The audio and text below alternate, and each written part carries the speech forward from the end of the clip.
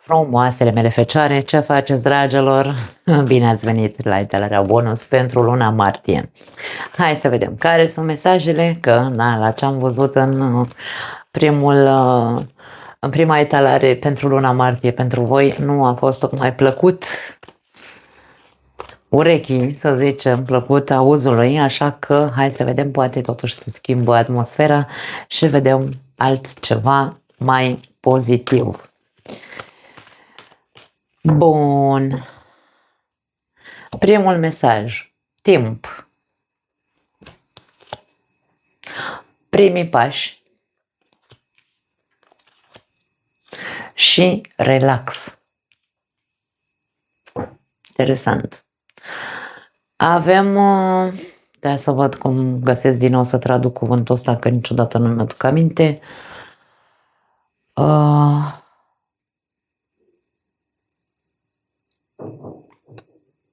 Recunoștință. Da, nu mi-e așa traducerea, că le am în spaniolă. Recunoștință. Pare că mesajele vor să ne spună că este, hai să spunem așa,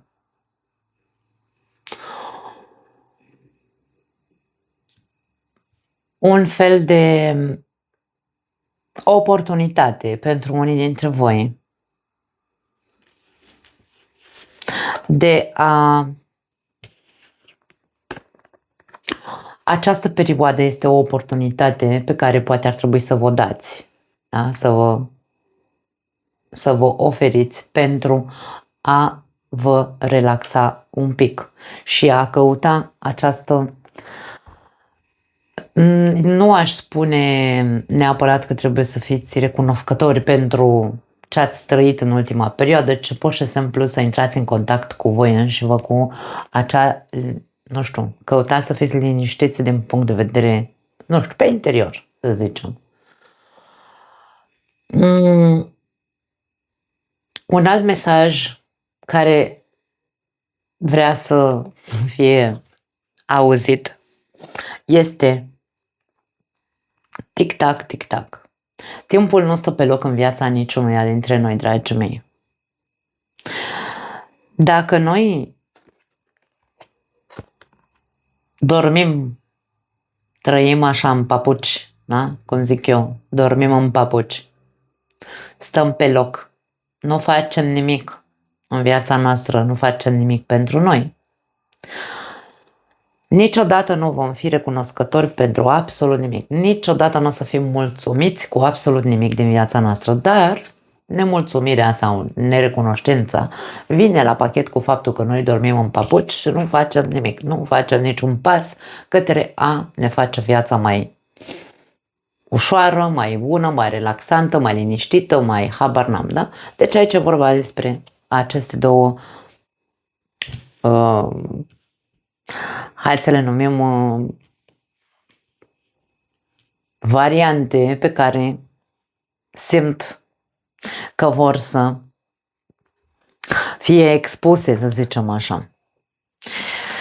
Ui, dați că le-am pus invers și nu e cazul. Hai departe. Alte mesaje pentru fecioară. 8 de bâte. Aprinde focul sub ceaonul tău și du-te, du-te, du-te. Din nou avem aici cumva, fă pași, fă ceva, nu mai sta pe loc sau fă ceva și caută un pic de liniște sufletească și relaxare în viața ta dacă există foarte mult stres. Aprinde focul ce înseamnă? Un pic de vitalitate înăuntrul tău, un pic de chef, un pic de dorință. Bâta înseamnă voință, dorință, luptă, înseamnă am un obiectiv, vreau să fac ceva sau caut un obiectiv, nu doar stau așa, da, pe degeaba în viața mea sau cu mine. Aprinde flacăra din tine, dragă fecioară, și du-te, du-te, du-te și caută ceva, caută un scop, caută un obiectiv, fă ceva. Optul de bâte în tarotul tradițional, să spunem așa, clasic, este arată 8 bâte care sunt îndreptate în sus. Reprezintă comunicarea, reprezintă deschiderea la mai mult, reprezintă un soi de ambiție, să o numim așa, reprezintă acea credință, voință că putem și că vom ajunge mai sus și mai sus, pentru că optul de bâte țintește în sus. Mă rog, bâtele sunt îndreptate în sus și cam asta este simbologia acelei cărți. Așadar, ce să zic, dorește-ți mai mult, poate fi unul dintre mesaje pentru unii dintre voi. Conștientizează că timpul trece și dacă nu acționezi, 8 de bâte acțiune, dacă nu acționezi, nu se va schimba absolut nimic în viața ta. Un alt mesaj. Judecata. Toate semnalele sau semnele spun că ești exact acolo unde ar trebui să fii. E bine, acest mesaj s-a așezat sub acesta cu primii pași. Eu mereu țin cont de cum se așează cărțile și aici judecata vrea să ne spună că dacă ești acum în această perioadă, hai să spunem, există semnale care îți arată că trebuie să fac ceva, e ceva în tine care te ațăță, probabil. Da? Ei bine, trebuia să fie aici. Judecata în tarotul clasic, revin, are imaginea unui înger cu o goarnă în mână care, mă rog, suflă în goarna respectivă și se vede cum niște persoane care păreau că au fost în niște coșciuge sau, mă rog, au fost îngropate cumva, se ridică din morți, adică se trezesc. Judecata este o carte a trezirii, a ascultării mesajelor care vin către tine, acele semnale care îți spun nu mai poți să stai să dormi în papuci sau nu mai poți să stai într-un anume haos. Este momentul potrivit pentru tine să cauți liniște sau să cauți să ieși din acei papuci în care dormi. Cam asta este ideea. Reprezintă ideea trezirii, judecata, reprezintă ideea unei transformări într-un fel sau altul a conștiinței noastre. Așa că, dragă fecioară, cam asta este ideea, trebuie să vezi, să te trezești și să vezi anumite lucruri pe care trebuie să le faci. Da. Regina de bâte, înlocuiește-ți dubiile cu încrederea de sine. Ce dubii ai? Dubii în privința ce? În privința faptului că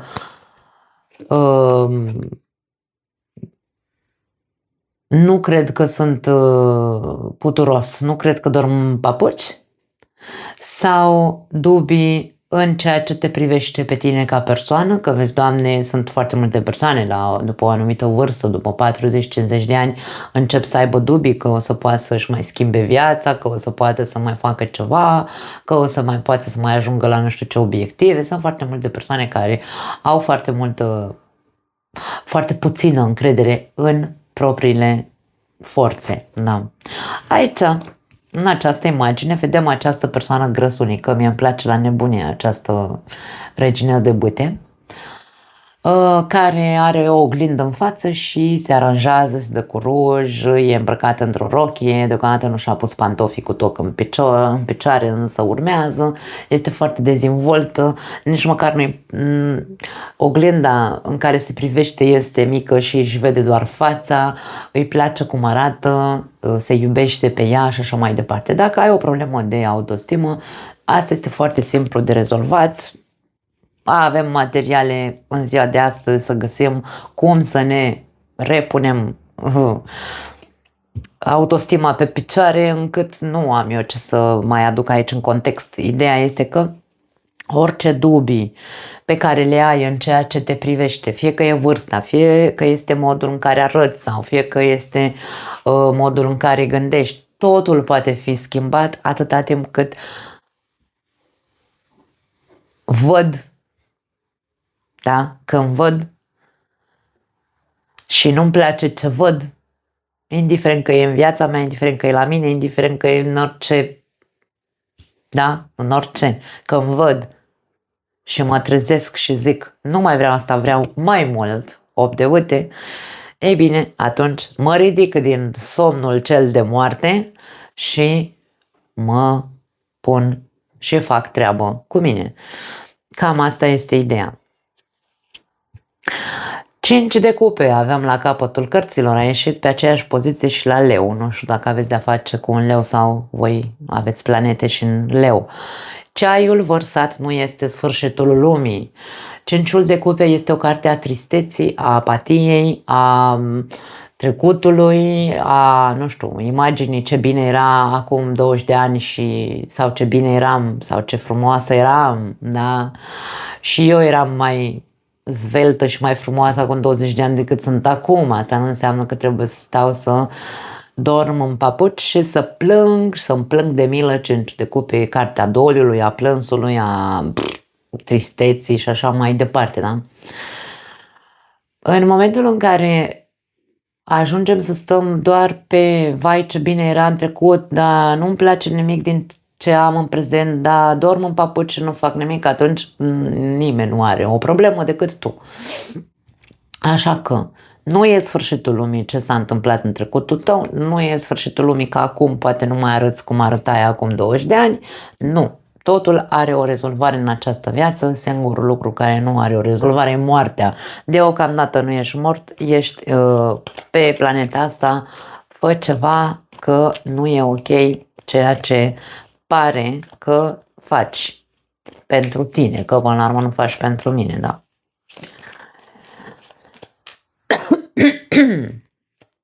Mai departe.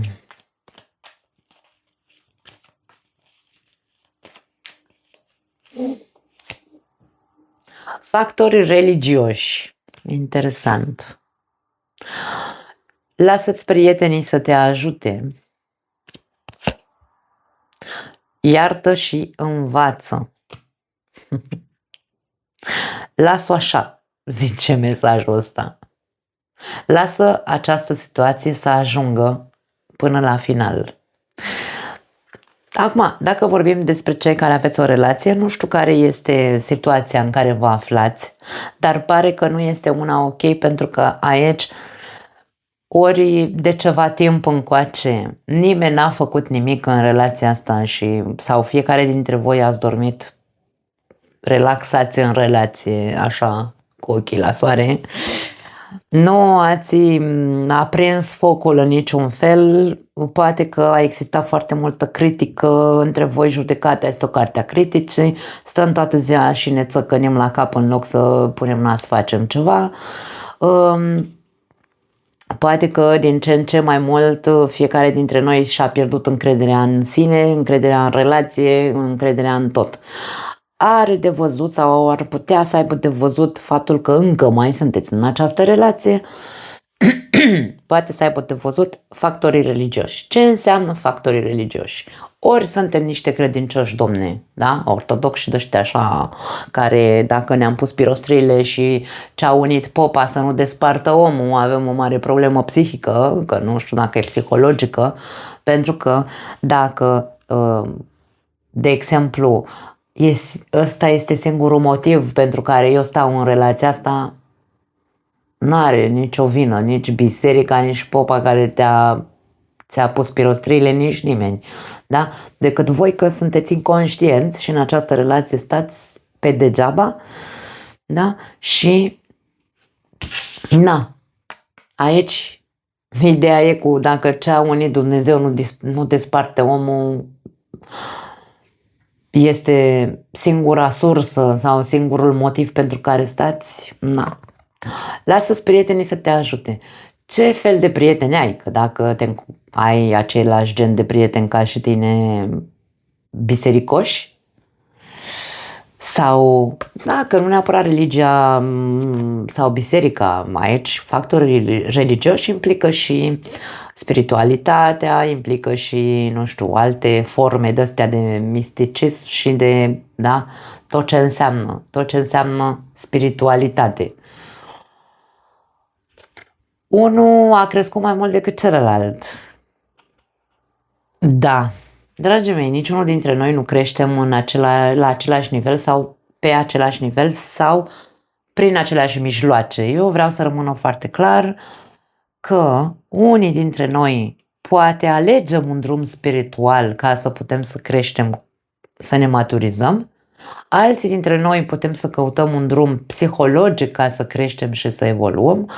Alții dintre noi putem să căutăm un drum realist de a crește și de a ne maturiza. Alții dintre noi avem un duhovnic și mergem și stăm de vorbă cu el când avem o problemă care ne depășește și poate însemna într-un fel sau altul, dacă acel duhovnic este unul coerent, te poate ajuta foarte mult să crești spiritual, dacă putem să numim tot spiritual. Alții dintre noi nu avem niciun motiv să ne dorim să fim în lumea spirituală sau să creștem, să evoluăm din punct de vedere spiritual. Pur și simplu, nu știu, trăim așa viața de zi cu zi și atât. Deci nu e nevoie să începem să punem pe cântar, Domne, cât sunt eu de crescută pe nu știu ce plan și celălalt nu este crescut și nu mai vreau în viața mea pentru că nu e crescut aici. Tot ce intervine și dezbină o relație, nu contează că sunt factori religioși, spirituali sau alte persoane din exterior pe care le lăsăm să ne influențeze mersul bun al relației sau cum ar trebui să fie, da? Mersul sănătos care ar trebui să fie pentru fiecare dintre noi într-o relație, aia este influență, se numește influență și se numește irresponsabilitate din partea noastră că le dăm voie celorlalți să se bage sau acestor factori exteriori, ca să nu mai numim religioși, îi lăsăm să se bage în bunul mers al relației, a unei relații sănătoase. Lasă-ți prietene să te ajute. Ce fel de prieteni ai în primul rând, ca să ne înțelegem, pentru că aici dacă tu ai, insist, același gen de prieteni care nu au relație sănătoasă, care nu au implicare, care nu, da, care tot așa dorm în papuci sau stau pe degeaba într-o relație sau îi leagă doar, nu știu, niște pirostrini, ce să zic? Nu te și caută ajutor în altă parte. Dar dacă ai niște prieteni cu capul pe umeri care într-adevăr încearcă să-ți dea multe exemple, judecata, te trezesc, încearcă să te trezească, să-ți dea o grămadă de alte, cum am zis, exemple sau poate din viața lor, poate din viața altora, poate îți dă niște sfaturi care te pot ajuta ca tu să schimbi situația în care te afli în relația ta, atunci du-te și stai de vorbă cu acele persoane.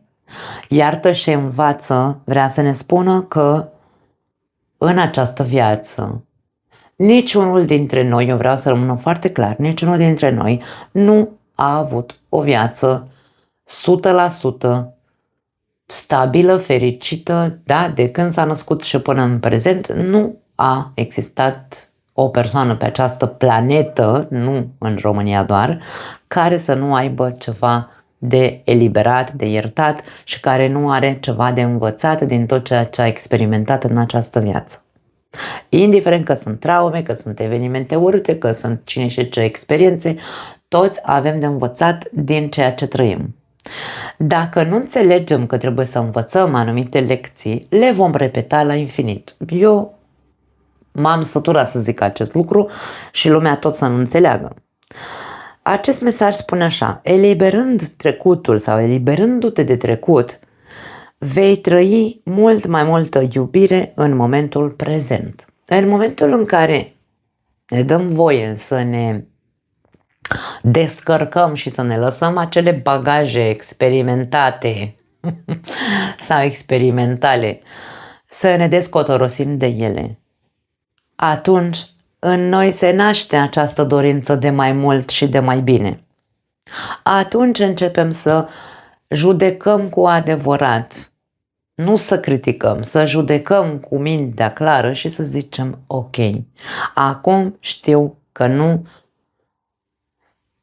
cum nu mai vreau, da? Că renunț la bagajele alea, nu mai vreau să trăiesc condiționată de acele bagaje, încep să devin o persoană încrezătoare și doritoare, da? De ceva mai bun, de ceva mai mult. Când vorbim despre relații, ce îți dorești în această relație? Nu ce zice popa sau ce ți-a zis popa sau ce zice lumea spirituală că trebuie să fie standard, toate relațiile trebuie să fie într-un fel anume, toți bărbații trebuie să fie așa, toate femeile trebuie să fie așa. Nu, domne, tu creează-ți propria ta, hai să o numim așa, religie, dacă vrei, în ceea ce privește relația ta, pentru că relația ta este a ta cu partenerul tău, nu e relația cu Xulescu și Xuleasca, da? Pentru că noi, în relațiile noastre, suntem singurii care ne cunoaștem partenerul. De ce, Doamne iartă-mă, m-am măritat cu omul ăsta? Eu știu de ce l-am luat. Știu. Care este motivul pentru care eu încă îmi doresc să fiu lângă el? Care este motivul care mă face să vreau să lupt pentru relația asta ca să o repunem pe picioare? Care sunt motivele pentru care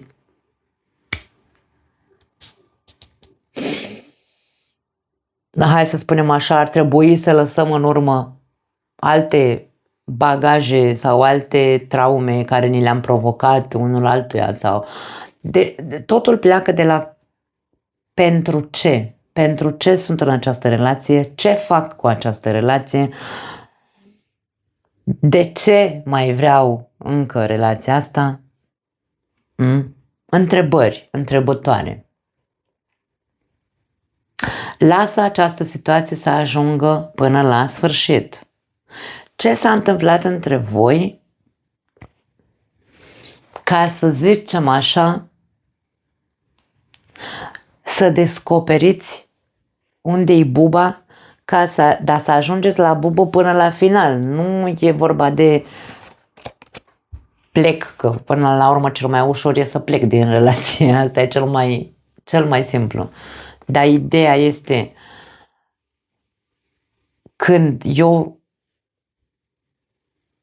da, iartă și învață, când eu văd, când eu știu, când eu învăț din toată relația asta care am avut-o, din atâția ani de relație, mai pot eu să-mi permit să stau să dorm? Nu. Mai pot eu să-mi permit, chiar dacă a existat aici, da, 5 de cupe, a existat probabil lucruri rute, dar mai pot eu să-mi permit să dorm în papuci în continuare când știu de ce am suferit și de ce s-a întâmplat între noi? Mai pot eu să stau degeaba? Sau mai pot eu să zic mai bine plec din relația asta? Nu, pentru că atunci când mă trezesc nu am cum. Când înțeleg de fapt altceva, nu am cum să iau nici decizia de a pleca, dar nici decizia de a dormi în continuare. Așa că ajungeți până la buba a ceea ce se întâmplă sau s-a întâmplat în relația voastră și tic-tac, tic-tac, timpul trece, faceți ceva cu el și încercați să rezolvați lucrurile. Judecata poate fi o energie de divorț. Pentru unii dintre voi, probabil că da. Unii ori sunteți hotărâți să vă despărțiți, ori pur și simplu ar fi o variantă despărțirea, pentru că dacă pur și simplu stați așa, doar că ce-a unit popa nu poate să despartă omul, na, ce să zic. În fine, nu mai vreau să intru mai rău în amănunte, că nu are sens. Pentru cei singuri,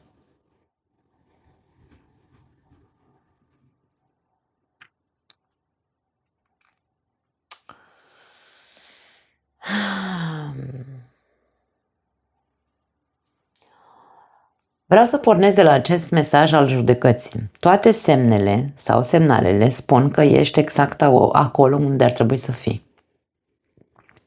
Unde ești în acest moment al vieții tale în ceea ce privește iubirea? Ai păsărici din astea fixiste cu trebuie să fie neapărat, nu știu, ortodox partenerul ăla pe care îl caut. Trebuie să aibă anumite standarde, să fie ori ortodox, ori credincios, habar n-am. Trebuie să fie crescut spiritual, trebuie să fie, nu știu, o persoană întreagă, nici măcar nu știm ce înseamnă o persoană întreagă, dar noi o căutăm. Nu știu, care sunt standardele tale în ceea ce privește o persoană cu care tu ai începe o relație? Ce te atrage? Pentru că aici pare, unii dintre voi, pare că nu pierdeți timpul degeaba. Aici pare că există anumite conversații pe online, prin, nu știu, prin WhatsApp-uri, Facebook-uri și alte Instagram-uri și alte chestii care mai există în ziua de astăzi, care, hai să zicem că există conversații între tine și anumite persoane. Nu e că ești singur cuc așa. Ideea este că ești tu foarte... Mie vine să spun nepăsător. Pentru unii dintre voi sunteți așa nepăsători, ca și cum, bea. Vorbesc și cu unul și cu altul. Acum eu nu știu dacă sunteți înscriși și pe pagini de-astea de date-uri, nu știu, na, poate să fie și asta, 8 de bâte, poate să fie orice. Ideea este că sunteți plictisiți și sunteți fâs. Nu, cumva nu te văd nu vă văd deschiși pe unii dintre voi, că n-are cum să fie pentru toată lumea, însă pierdeți timpul aiurea, vine să zic, în loc să vedeți, băi, care e lista mea de dorințe în ceea ce privește o persoană. Nu e doar despre asta, nu e doar despre dacă persoana e crescută, educată sau, mă rog, bine educată și respectoasă, da, pentru mine e primordial acest lucru, respectul. Restul se construiește în doi, dragii mei, restul se construiește în doi într-o relație.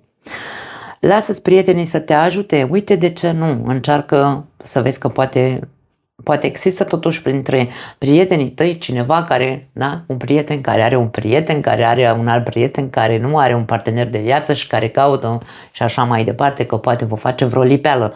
Faceți ceva, duceți-vă, vorbiți, scrieți-le prietenilor mai repede decât să stați și să vă pierdeți timpul tastând și vorbind pe rețele de socializare sau pe WhatsApp-uri cu cine știe cine. Iartă și învață ce ai trăit tu în alte relații, cum a fost, ce experiențe ai avut din punct de vedere emoțional și relațional în trecutul tău, pentru că aici pare că ți s-au unecat toate corăbile și că nu mai există, Doamne, niciun soi de persoană sănătoasă la cap, niciun soi de toată lumea e nebună și așa mai departe. Care sunt experiențele tale care te fac să nu mai crezi în nimic, nici în tine, că ai putea vreodată să-ți construiești o relație, dar nici care exista vreo persoană cu care tu să poți să te pupi așa, da? Să se pupe energiile între voi. Ce n-ai învățat? Sau ce ai luat ca pe o lecție tragică? Pentru că aici e mult plâns, multă tragedie, 5 de cupe, da? Ce ai luat atât de personal, ca și cum tu ești singurul care a trecut prin experiențe urâte din punct de vedere emoțional? Ce n-ai învățat? De ce nu poți să scapi de anumite chestii? Ce să zic? Lasă această situație să ajungă până la final. Ești unde trebuie să fii, însă nu ești degeaba unde trebuie să fii. Această situație vrea să-ți arate că tu trebuie să începi să faci anumiți pași în care dar pași către, îmi vine să spun către prietenii tăi, da? În care, dar nu înainte, insist, nu înainte de a scăpa de bagajul din trecut, din foste relații urâte pe care le-ai avut.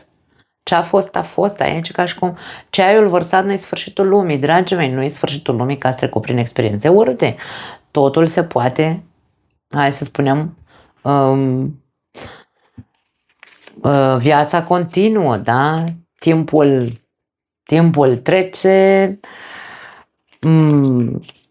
experiențele sunt experiențe, trebuie să învățăm să evoluăm în urma experiențelor, că acolo învățăm.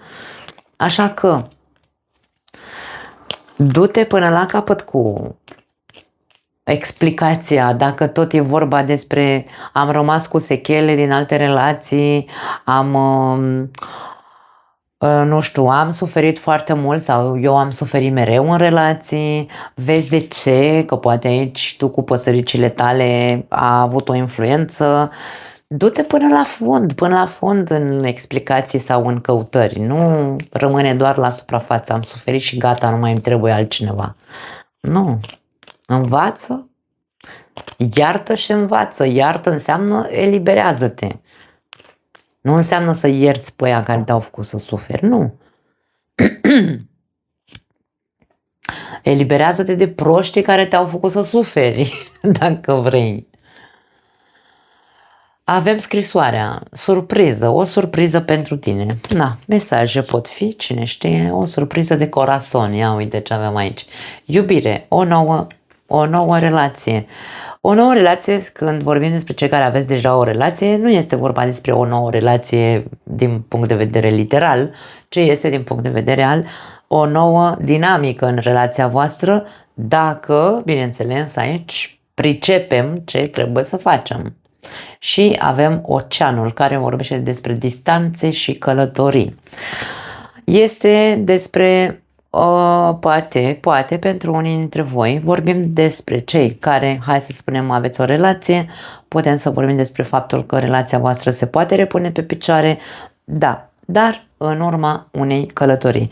Ce ar fi să vă distanțați de locul în care stați și să faceți o surpriză partenerului de viață, nu știu, mergeți, închiriați, habar n-am, 2 zile, 3 zile, o săptămână, cât vă permiteți fiecare dintre voi, închiriați ceva unde să vă duceți cu partenerul de viață și să stați doar voi doi acolo, schimbi atmosfera de acasă și ajungi în cealaltă locație unde acolo te vei simți mult mai deschis din punct de vedere emoțional, da?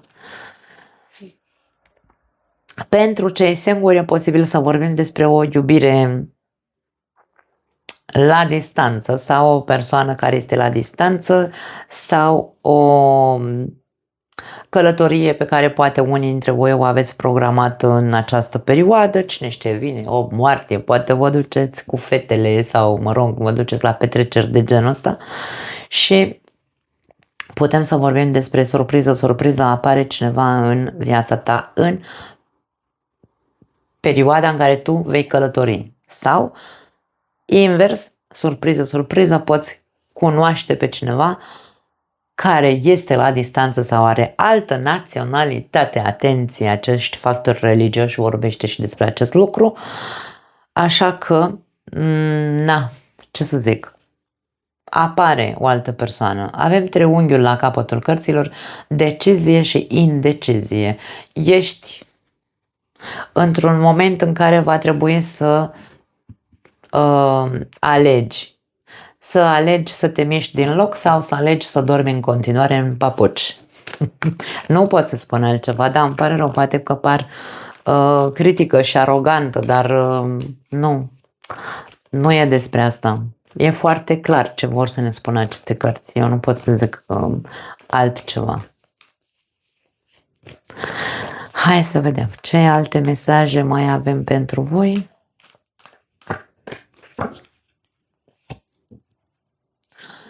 Toți suntem praf de stele. Da, în fine, acest mesaj pentru mine nu semnifică cine știe ce. Suntem praf de stele, pentru mine înseamnă toți suntem oameni, toți venim din același loc, din același uter, nu din același, dar dintr-un uter, da. Toți depinde de generația în care ne-am născut, majoritatea dintre noi gândim la fel, majoritatea dintre noi am trăit în același gen de familii, toți suntem cumva la fel, îmi vine mie să spun cu acest mesaj. Așadar, nu e nimeni mai deosebit decât celălalt, nu e nimeni mai crescut decât celălalt, este doar o umflare a ego-ului nostru.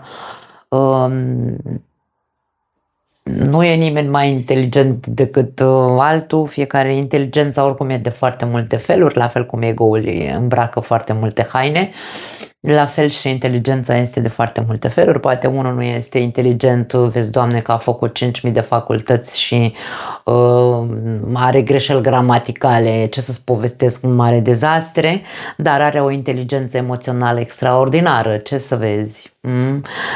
Ceea ce a unui intelectual îi lipsește foarte mult, da? Așa că, dragii mei, toți venim din același loc și toți suntem la fel, într-un fel sau altul. Sau, hai să zicem, toți suntem oameni. Că uităm noțiunea de oameni, de om. Adu-ți aminte să practici iubirea de sine. Da, vedem aici cu Regina de Bâte că este a doua oară când iese un mesaj de genul ăsta, ai nevoie să îți recuperezi autostima, să te pui pe picioare din punct de vedere al iubirii de sine, încredere în tine, încredere în viață, fă ceva, nu mai sta, da? Că timpul trece. Poți să-ți manifesti toate dorințele. Dragii mei, eu ce să zic? Eu sunt convinsă că fiecare dintre noi, în momentul în care cu adevărat ne punem să facem treabă cu noi, bineînțeles că ne putem îndeplini și manifesta toate dorințele.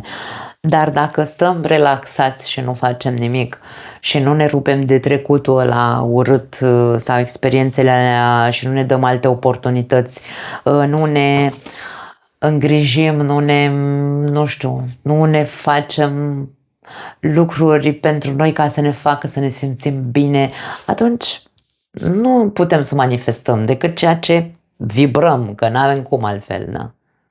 Fă o schimbare, poftim, ce vrei să-ți mai spun mai mult de atât aici, vorbim despre acest lucru, este cumva timpul pentru unii dintre voi, nu pot să spun nici mulți, nici puțin, este timpul pentru unii dintre voi să vedeți că trebuie să vă mișcați din loc, să faceți ceva ce ați tot omis sau ați tot amânat, poate să fie. Cam asta este și acest ceva are de văzut cu voi. Să vă ocupați de voi, să vă schimbați anumite idei, să vă treziți la o anumită realitate, să vă dați voie să experimentați în ciuda faptului că ați avut experiențe urâte. Ce să zic, mai mult de atât nu pot să spun altceva. Cam asta este ce vedem. Nu mai am altceva. Vă păcesc și ne vedem în următorul material. Ciao!